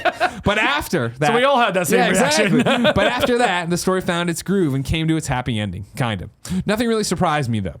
Usually we see those surprises or plot twists from Neil in The Last of Us or Uncharted 4, so it's weird to see why he didn't take the extra step and go full-on crazy with the story. On the other hand, it's nice to see a beginning and an end that actually fits. With that said, I did enjoy it. The art looked very unique as well, and from the behind-the-scenes stuff in the book, it seems like Neil himself did most of it too. Neil did thumbnails for everything he wrote, and then sent that off to his artist Joy-Suk Wong, I'll say. I'm bad at that. So he basically had the idea what he wanted in his head, and then she painted it all. I believe. I've actually scripted out a couple comics. And sent them out to various companies, and that's how I did it. Oh yeah, thumbnails, exactly what I was kind of envisioning. Yeah, and then the artist gets it back to me, and we go back and forth. Exactly. Well, it's got to be collaborative, right? Let them do that. So shout out to him for an amazing storyteller and artist. A few questions I had after finishing the book. What did Sarah's sister do with the talisman exactly? Is that you say talisman? Is that how you say? Yeah. And are there different dimensions where the story went another route? Interesting about the dimensions. That'd be up to Neil. But his sister used it for fame and glory. Yeah, that's what I thought. Yeah, they explained that of like where do you think this house came from? Where do you think all this happened? Yeah, it was a fame and glory kind of thing. And the devil just basically, or the demon, or whoever that was. Yeah, and it was they at one point called him the devil. So did they? Okay, but he's some kind of demon. Yeah, but that's basically what he said. That's how she's a famous artist. Yeah, basically, that's what he said. Mario pops in to say, definitely had a similar feel to The Last of Us, and I thought Neil did a great job of being able to craft a story that had some emotional weight in a very short length of time. I think the biggest problem for me would be the length, because I feel like the characters were underdeveloped and the story didn't have enough room to breathe. I'm not the biggest fan of The Last of Us because I do feel the story and gameplay were fairly standard and owes its success to the level of polish, which is especially seen in the quieter moments in between action set pieces. The Last of Us sells the relationships by having the player spend a significant amount of time with the characters and developing an attachment, which is something I felt Second Chance to Sarah could have greatly benefited from. I would have liked to spend more time in the present day getting to know the adult Sarah and getting a better feel of their relationship in the current day. The dialogue was also a bit clunky at times, but I do understand that's partly due to the story taking place mostly in the 90s. The artist definitely stand out as manages to capture the tone in each segment of the story. I especially like the panels that showcase the demon, in particular when he was just the fiery reflection of Johnny. Overall, the book was fairly enjoyable, standard story. The premise is very similar to the current series, Kill or Be Killed by Ed Brubaker, and Sean Phillips. Yeah, me neither. But it's much more serious crime, blah, blah, blah. Interesting, that's your takeaway from it. I agree and disagree. I liked that it was, hey, here's the setup. She's on her deathbed. You found the thing. Go back in time. Great. And then I liked when we did, after seeing the Sarah here, right, who's like this like Avril Lavigne, like punk rock girl, right, jumping ahead to where she's just like, hey, can you come home early to spend time with me? And he's like, damn it, you know how much this means to me? Like, such an adult conversation paired off of like them being these like young kids who have not a care in the world. I enjoyed that as well in terms of like, oh, like, not to say she settled down. That sounds weird, but like, hey, it's weird to look at like your crazy teen years compared to like your mundane adult life. Of like, I gotta go make this presentation. No, I can't come home early. You know, works. Honey. We got a party and we're gonna get booze. Yeah, and, exactly. As far as the character development goes, I agree we could have had more.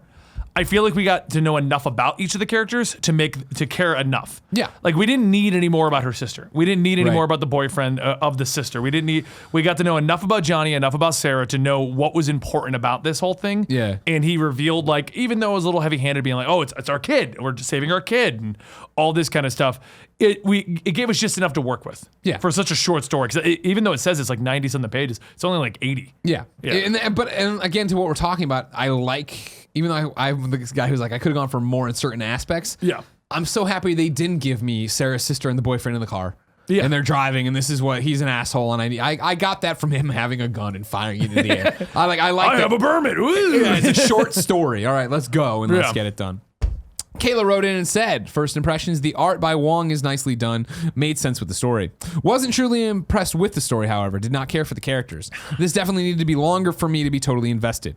Neil Druckmann succeeds in telling exciting, lovely stories in video games because he's given the time to build that trust and dialogue with characters. I did read more about the process of the book, and it sounded like he wanted to do a few issues of a continuing story, but money-wise, he just couldn't fund it and work on other projects like Uncharted at the same time, so a one-off graphic novel was the way to go. I can't say I blame him. There were a few tiny bright spots in this book, but honestly, I don't think I'll be recommending this book to anyone. Am I spoiled? I mean, especially after reading Kingdom Come and all the other great books in the past few years. Maybe I just have high expectations now. Side note, I wish I never spent... Side note, I wish I never spent the $14.99 for a hardcover book on Amazon. I'm more of a physical collector, but so I felt buying physical copies of the recommended reading would be fun, but I think for the comic book club, I might have to force myself to go digital. If I'm not sure, I'll totally dig it. Lesson learned. Interesting. Okay. They're attacking you, basically, in your decisions. They should attack the person from the last show who recommended it. And again, I enjoyed it. And I've told you from the get-go. Comicsology. Come on. Don't be silly. Why do you want all this crap on your shelves? Don't be that That's person. actually. You want to talk about crap on your shelf? Just sidebar 2 seconds here. Sure, yeah. Talk to a guy who has over 20,000 physical copy of comic books plus the graphic novels, and gets sent like monthly boxes from DC and Marvel. That's why we do giveaways on our stuff. Yeah. We just, hey, all the stuff we don't, just take it. We'll send it to your house. Yeah, please get it out of here. Logan gets the final crack at a second chance with Sarah and says, holy crap, a second chance at Sarah was fucking amazing.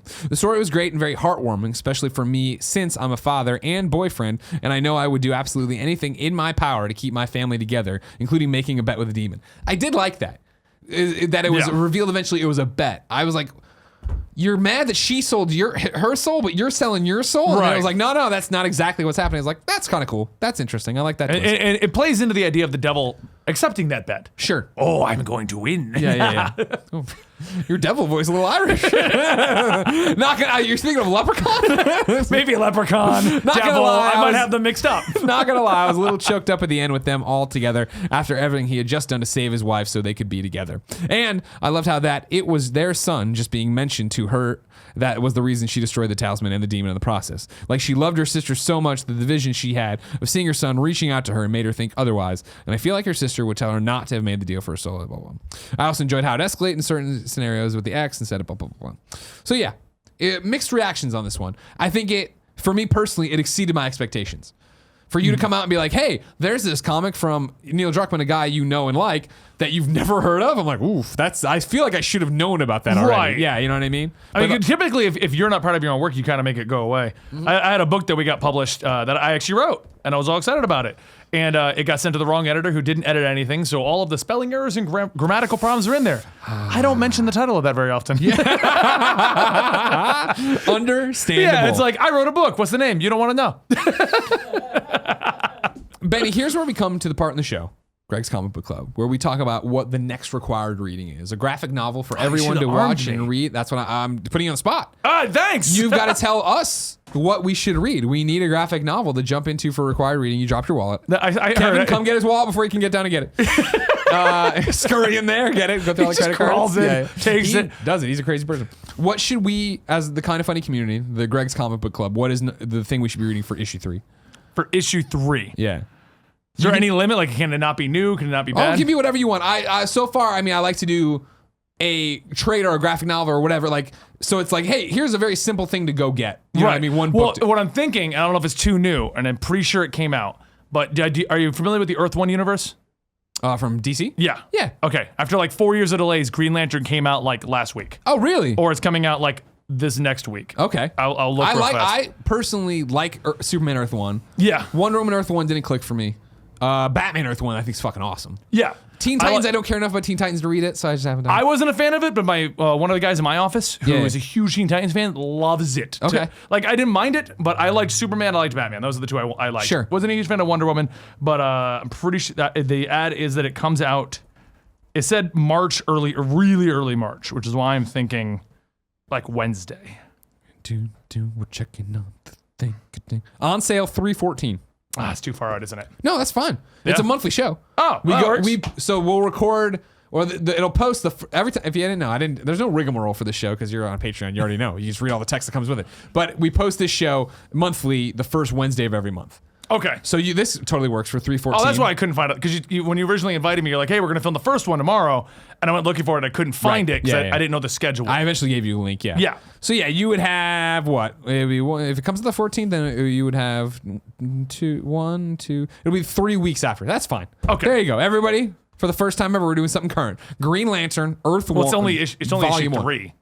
The first time ever, you act like you've been doing this for 100 episodes. And we've only done classics. Fuck you, Benny. Why'd I invite you on this show? Never go against me on that. No, you're fine. Yeah, all right, Green Lantern. It's fine. I'll go home. I can just go. I was going anyway. See you guys later. Just walks out. That's a good one. I got a flight to catch. Do you have Scuttlebutt on the early version of this? Is it? Do you know? I don't know anything. I didn't even know it was coming out.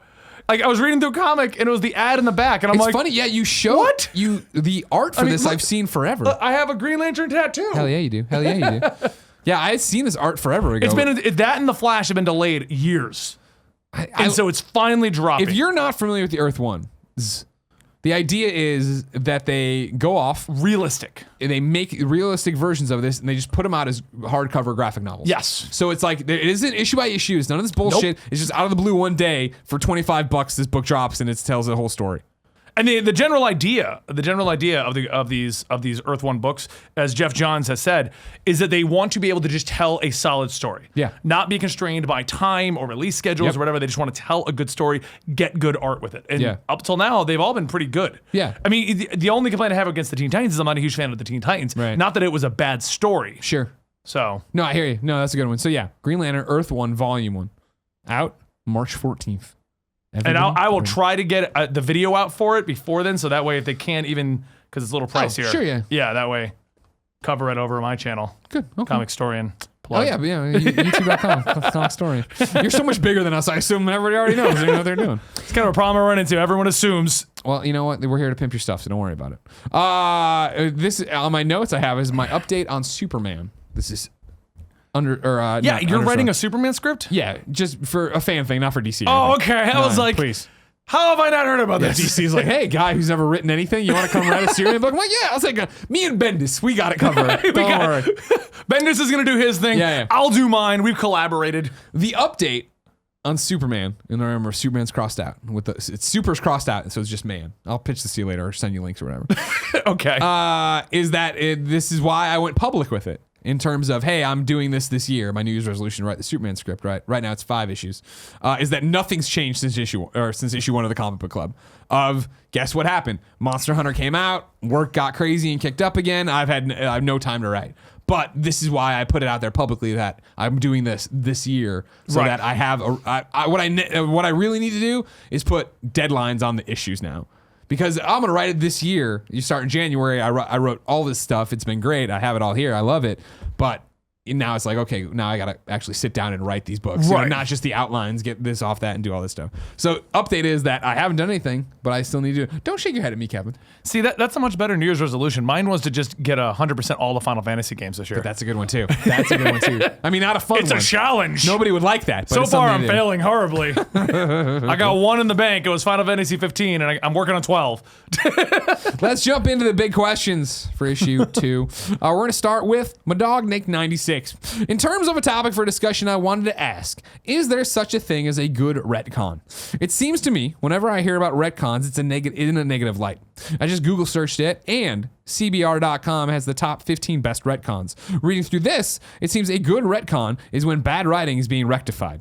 Is this the case? If this is the case, what are your feelings on retcons? Are there any you like? Thanks for all the great content. Benny, I like your storyline videos you do. Awesome, thank you. So, retcons, good or bad? It depends on the retcon. Yeah. I agree with that. Because sometimes we have a history where a writer just threw something at a wall, it wasn't intended to be anything, and it took off. Yeah. And now we got this really bad thing in history that is a major part of a character. Yeah. So I like it when they fix that. Bad retcons, in my opinion, are ones that are like, they're fixing things that don't need to be fixed. Sure. One great example I can think of right now is, do you know about the birth of Damian Wayne? Yeah. Okay. Damian Wayne, which version you know?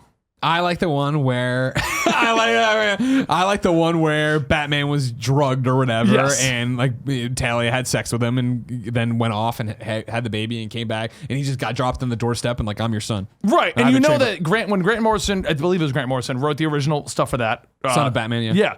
He was, the editorials like, whatever, this will never make it, you know? Yeah. And now it's huge. And so they've changed it so that Batman knew what was happening. So that slightly gets rid of the whole plot here. Like the whole reasoning behind all of this. Like those ones I don't like. Like you don't need to change that. What did they change? So when did they do this? Or was it New 52? I want to say New 52 has started to get really mentioned, and it was confirmed either be right before Rebirth or right during New 52. Okay. That it was more of a consensual entirety of its thing. But that doesn't make sense for Batman's character to, I'm just going to go have a child with Talia al Ghul. Yeah. Even if you're like, Batman, man who's prepared for everything, didn't bring protection. He's ready for anything possible except sex. He's like, I Brainiac can attack, and I have the virus, but A condom? No, Why would I have that? I'm Batman. No. Jericho writes in and says, question for Benny. We know that Greg is having the best Superman story in his head and just needs to put it on paper and print it. Yes, you do. It will happen. I know it.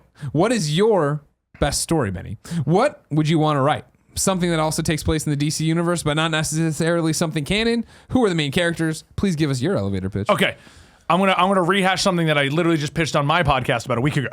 Perfect. But we pitched the year without Batman. Batman dies. For our pitch, it was Batman dies at the end of Metal. Okay. DC, right off the bat, he's coming back in a year, but it's going to be a year.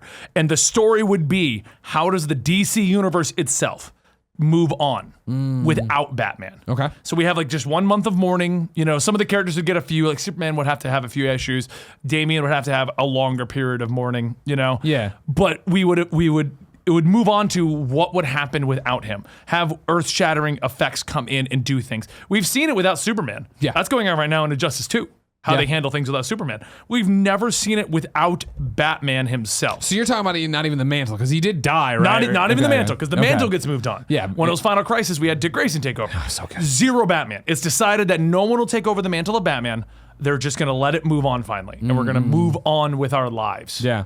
And so we'd have like a month or two of mourning periods. This is not just a story. This is like an overarching. This is a big old event. Yeah.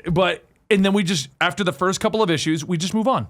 And we see the world without Batman. Yeah. Superman can't go get help. The Justice League doesn't have the guy who's got a plan for everything. Right, guys. I was going to say smartest man, but I think that's technically Lex right now. They rotate that. I mean, of course, yeah. It's your turn this month. Yeah, Doomsday Clock with the what's this Vici or whatever is like, I'm gonna go talk to the smartest man. I was like, who? Oh, Lex. Okay, we're going Lex. We're going Lex this time. It. Yeah, I got it. Okay, and Bruce is seconds. Okay. Yeah, exactly. Was Ted Kord dead in this line? Mario has a question. So even though nerd culture seems to have taken over many forms of media in the last decade or so, the comics industry hasn't had much growth because of it. A quick search through our friends at Comicstorian shows that the total number of comic sales in 2003 was 73.02 million, while 2017 had 79.74 million. There is an increase, but given the massive success of multi-movie franchises and nerd culture in general, one might expect a much greater growth. What do you guys think is the cause? Personally, I think the problem is accessibility and difficulty in becoming a comic reader. I know continuity is a problem with a lot of people out there, and they feel intimidated when approaching a long-standing series. I personally attribute this to people just being lazy and not wanting to put an effort into something that's 2 clicks away. I know you, Greg, aren't the biggest fan of the focus on continuity, but my approach is get good mentality. At some point, get good mentality. We were all new to comics and we got lost in continuity, blah, blah, blah. Why aren't comics... And it's true. Yeah, the industry's never expanded. Yeah. I feel it has more to do with, and I've had this argument in multiple things, but I'll give you the condensed version of it. I feel the comics industry right now is a problem with adapting. We're in a day and age where we want binge media. We don't want to forget things. We want it now. Netflix will put out a show, we get all 12 issues. We don't get one per week. We get all 12 issues right away. On top of that, comics have a big problem, especially on Marvel's side, where the comics don't match what's happening in the movie. So you have to throw what the problem is. Let's say I go see the movie Ant-Man.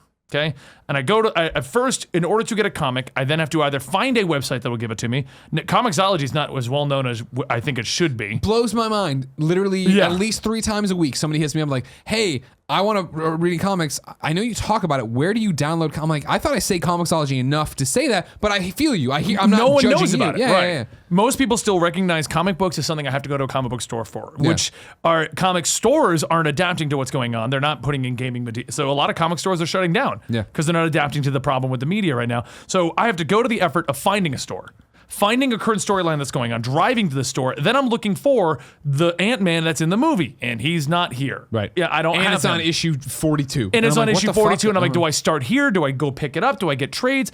The problem is that the comics media needs to adapt to the way things are, and they need to have easier entry points. Continuity, I don't think, is the big problem.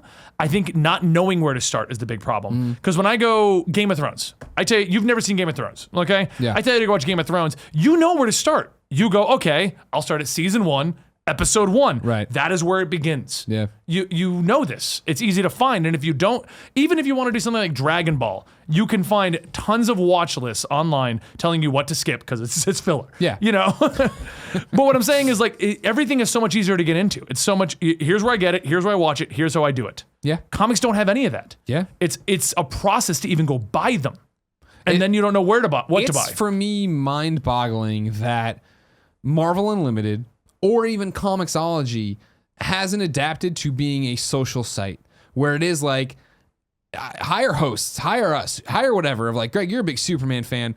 Come make videos that are like, hey, you want to get into Superman? Great. Here's where I would start you. Like, this is it. And have somebody just do their own thing of like, read this trade. If you want to get into current continuity, I would start here and go from here on. You know what I mean? And because like when they put out the New 52 and they put out that book of like all the number ones, it's like, what a dumb fucking idea to put out a giant graphic novel of just the first issues of stuff. Like, what are you doing? Like, that's not helping people. It was a taster plate. Exactly. It was the chef's platter. And it's like, okay, I guess that's the way to go, but it's weird to do it that way. And the fact that people aren't, but Comicsology is an amazing site and awesome. Marvel Unlimited is an amazing app, and I subscribe to it. You know, so I have all the stuff. People don't even know. It's all back there. And so, like, the library on Marvel Unlimited exists there. Why, when I open up Marvel Unlimited, is there not a video from Eric Ullman or Agent M being like, hey, thanks for jumping in. You know, Black Panther just came out. Let me tell you how to get into Black Panther right now. You know what I mean? For classic stuff, go here. If you're trying to get a new continuity, I'd start with this issue and go forward that way. And they're all right here. Thanks for being a Marvel member. You know, even if you don't want to do that. I mean, how many times have you seen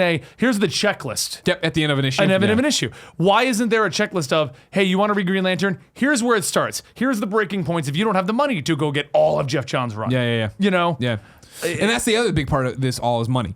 Yeah. Where a lot of people love comics and would love to get into them, and the fact that it's $2.99 for 22 pages, they're like, no way. Well, that's another issue I have too. 20 minutes. For $15, I can go watch a movie. Yep. In this day and age, for $20, I can get a crazy awesome game. Yeah. If you want to go all out, $60, because like I'll go to the comic book store. Back when I was just guy in the military buying comics, I'd spend $50 a week there, Okay. and I digest all of that in 2 hours. Or I can go spend $50 on a new video game. Hundreds of hours. Yeah. Well, we know you're playing Monster Hunter right now. How many hours have you gotten for $60? Yeah, more than 100, right? And like Invincible, even this is a double issue, is $6, and what I was done with it in a lunch break. They need to adapt. That's the problem I see, because the people who are into comics now are mostly the same people that were into comics in 2003. Sure.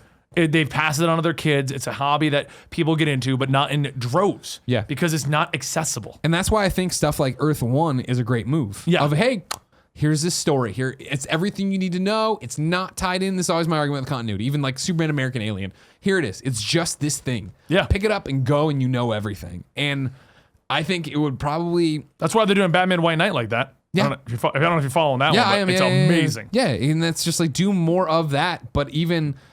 I wouldn't even... I don't know. I mean, it would change a lot, but I would love to see more stuff like Earth 1, where it is just like, hey, we're not even putting it out singles. Just bam, there's the book. Yeah. Enjoy it. You can I don't know if that would be the best way to do it, if there'd be a better way to, like, as an overall business move.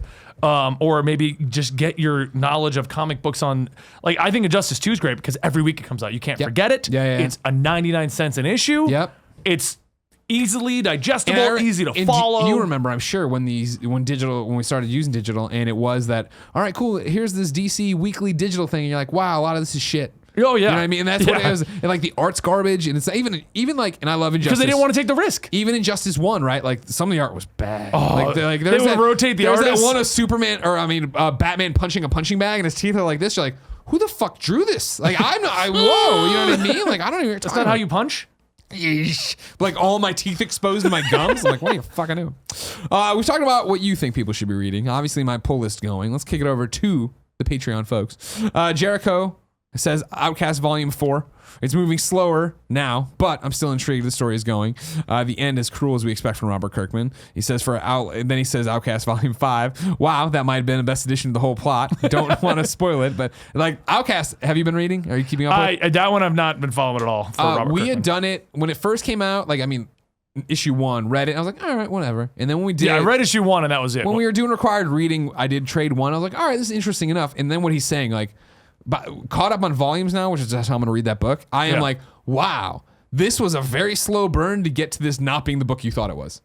Like it's not the book of, I'll have to check it out then. exorcism and shit. Because like when it came out, everyone was like, "Oh, guys!" Because it was like, "It's Robert Kirkman's next thing. Everyone buy the number one. It's gonna be worth a fortune." Yeah, we've already put it on Showtime or whatever. Like, what the fuck? How you get? Go get him, Kirkman. I think I have the number one just somewhere stashed away. Mario wrote in for things we should be reading and says, last thing. I hadn't realized you weren't familiar, Greg, with Gotham Central when I suggested it.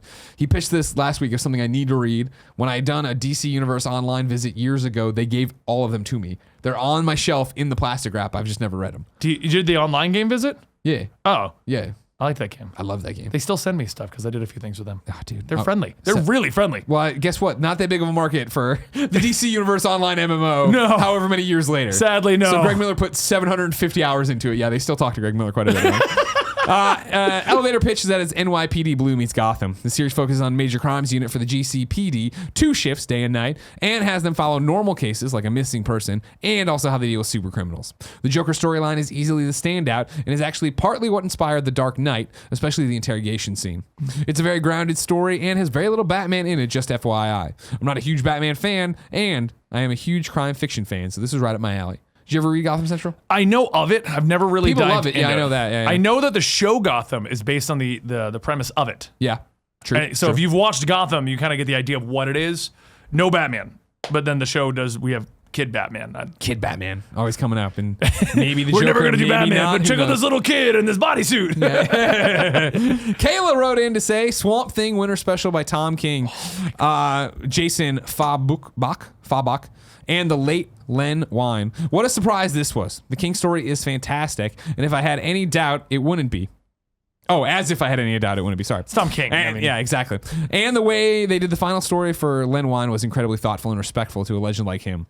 I'm very sad we'll never get that Swamp Thing series he wanted to work on. I haven't read this one yet. Oh, I have my I have it on my God. thing. It was on my tablet for the longest time. I read it on the flight over here. Okay. And it is... I mean, do you care if I just, because I don't know if you had a rule because they just recommended it. Oh, no, I'm going to get to it. And like, I don't think this ruins comics. No, I Talking about what's cool in don't comics. either, but you've met them, the ones who are like, if you tell me what's happening, I just will never buy it. Fuck you. Yeah. Those aren't our kids. The idea is Swamp Thing is saving a kid. Yeah. The entire world is where he's at is snowed over. He can't get away from it. They're outrunning a snow monster. And Swamp Thing is protecting this child. He's full of power. He's gruff. He's got this, right? Yeah. And the story progresses as they're going through the snow, making tracks, and he's trying to save this kid, even killing a human to save this kid. Okay. Because this kid needs to be saved. This is what he's going to do. Maybe he even says later that maybe he sees his own son in this kid. And the story just keeps going where he's trying to save the kid and he's showing him at night. And the kid's like, well, the snow monster attacked us here and the snow monster attacked us here. And you got to save me. You got to keep me protected from the snow monster. And time progresses and you start seeing that they've been walking for a long time, but you don't really get a grasp for how long. Mm-hmm. But you're starting to get a vibe that this is not working right because Swamp Thing's growing weaker. Meaning he's losing more and more connection to the green. He's getting smaller. He's getting more scrawny. And time keeps progressing. And he keeps trying to save this kid. He's going to keep this kid safe. He's going to do what needs to be done to save this kid. And we get to the point where he starts telling the kid, like, I can't save you anymore. I can't protect you. Like, I can't carry you. Yeah. We need to figure out a way to save you. And the kid's like, you need to save me. I need you to save me from the snow monster. You have to save me from the monster. And Swamp Thing finally clicks. And he's like, you're the monster. He's like, we've been walking for so long that you should be dead. You're the reason why there's a snowstorm here, and you're what's disconnecting me from the green. Mm. And he has to come to terms with he has to kill the kid. Oh, damn. Yeah. That's awesome. But it's like we have like a 30-page build of they're outrunning this monster, but the monster doesn't exist because he's got the monster. Yeah. And you don't know that. And it's just all to that build, and you're just like, oh my God. And the Swamp Thing's like, I have to kill you. I'm sorry, but I have to do this. Yeah. And it happens, you're like, okay. And then Swamp Thing like absorbs into the ground, and then it just the text turns over to like a radio blurb where they talk about how the forest had a weird snowfall and how long it's been going on and how it's all been saved. And then we see Swamp Thing like grow back and he's normal again. Yeah. And you're like, whoa. That's awesome. It's just such a suspenseful and such a heart-wrenching like story. What I love about Tom King is that he takes characters like Swamp Thing, Vision, Mr. Miracle, and writes a story that you would never expect. Mr. Miracle. Is this something you would expect like in a Batman story? Yeah. Batman having to come to terms with having to kill somebody. Yeah. But no, it went right to Swamp Thing. Yeah, that's awesome. And Mr. Miracle, man, where's the next issue of that? What's going on with that? I have no idea. Why does it take so long? Come on, man. I want to read it. ladies and gentlemen, this has been Can I issue close 2 something? of Greg's Comic Book Club. Benny, thank you so much for coming by. Thank you for inviting me. Where can people find you? How often do you post stuff?